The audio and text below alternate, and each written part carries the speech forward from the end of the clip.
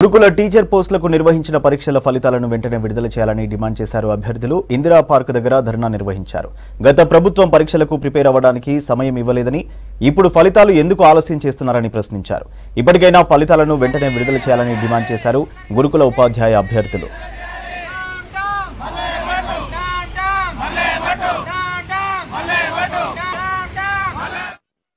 మేమంతా గురుకుల అభ్యర్థులను అయితే గురుకుల ఎగ్జామ్స్ వచ్చి రిక్రూట్మెంట్ ఎగ్జామ్స్ వచ్చేసి చివరి సంవత్సరం 2023 ఆగస్టులో జరిగినాయి.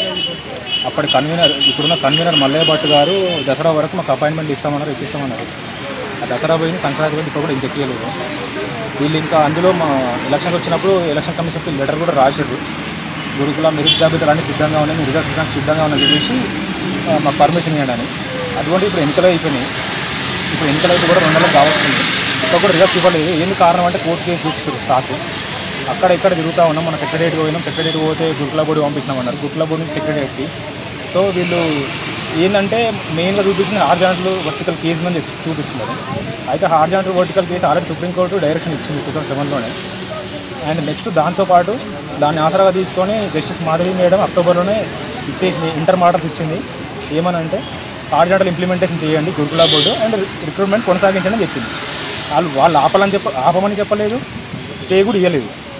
మరి అటువంటిప్పుడు వీళ్ళు ముందుకు పోవట్లేదు. వీళ్ళు ఇంకా మొండిగా వర్టికలే అప్లై చేయాలని వాదిస్తున్నారు ఈ గవర్నమెంట్ వాళ్ళు, ఈ ట్రైబ్ బోర్డు. సో అది మేము దాన్ని తొందరగా సాల్వ్ చేసి తొందరగా మాకు రిజల్ట్స్ ఇవ్వాలని కోరుతున్నాం మేము.